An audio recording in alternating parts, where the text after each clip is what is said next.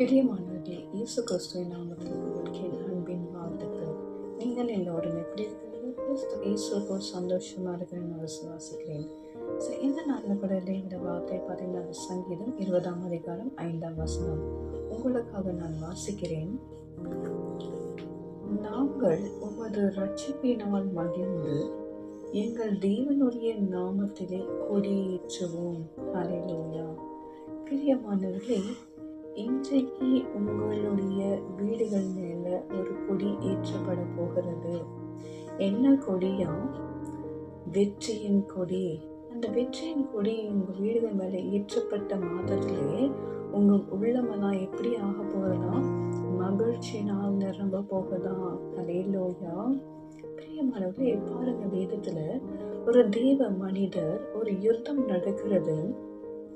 அந்த யுத்தத்துல அவர்கள் ஜெயிக்க வேண்டும் என்றால் பொழுது இந்த மோசே என்பவர் என்ன பண்ணாராம்? முழங்கால் படியிட்டு தன்னுடைய கைகளை உயர்த்தி ஜெபித்து கொண்டிருந்தாராம். இவர் கையை உயர்த்தி ஜெபிக்க அந்த இடத்துல அந்த மக்கள் அந்த யுத்தத்துல வெற்றி பெற்று கொண்டு இருந்தாராம். கை கீழே வந்த மாதிரிலே தோற்று போனாராம். அப்பொழுது என்ன பண்ணாலும் எவ்வளவு நேரம் தான் கையை எப்படி தூக்கி வச்சுன்னு எடுக்க முடியும்?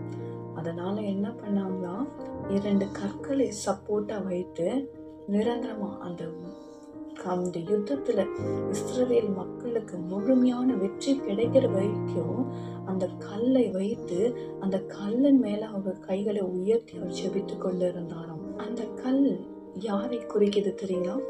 கண்மலையாகிய இயேசு கிறிஸ்துவை. ஹல்லேலூயா. கண்மலையாகிய இயேசு கிறிஸ்துவை நீங்க சார்ந்த வாழக்கூடும், சார்ந்த ஜெபிக்கக்கூடும், உங்களுக்கு எல்லா விதத்திலையும் வெற்றியை கொடுக்க போதுமானவர்தான். தொடர்ந்து அந்த தேவ மனிதர் என்ன செய்தாராம்? அந்த இடத்துக்கு யெகோவா நிசி என்ற ஒரு நாமத்தை குறிப்பிட்டாராம். அப்படி என்றால் கர்த்தர் எங்களுடைய ஜெயமாயிருக்கிறவர், The Lord is my victory அப்படின்னு சொல்லி அந்த இடத்துக்கு ஒரு பெயர் வச்சாராம்.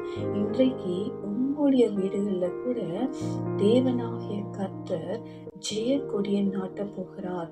ஒருவேளை நீங்க சொல்லலாம், இன்னைக்கு வரைக்கும் என் வாழ்க்கையில ஜெயத்தை பார்க்கலன்னு சொல்லி, ஆனா ஏசப்பா இன்றைக்கு ஜெயத்தை கொடுக்கிறேன்னு சொல்லி வாக்கு பண்ணியிருக்கிறார். நீங்க செய்ய வேண்டியது என்னவா? அவரை சார்ந்து இருப்பது. அவரை நீங்க சார்ந்து இருக்கக்குள்ளோ அவர் உங்களுக்கு ஜெயத்தை கொடுப்பார். அதனால உங்களுடைய உள்ளமெல்லாம் மகிழ்ச்சினால் நிரம்ப போகிறது. ஹல்லேலூயா. ஜெபிக்கலாமா? தகப்பனே, இந்த நாளின் வார்த்தைக்காக உமக்கு நன்றி செலுத்துகிறோம் அப்பா.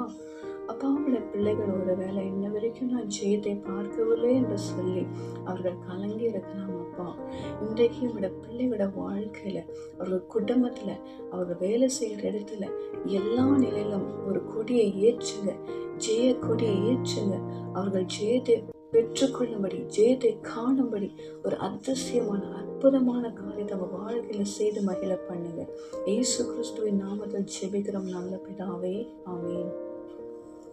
Praise the Lord. God bless you.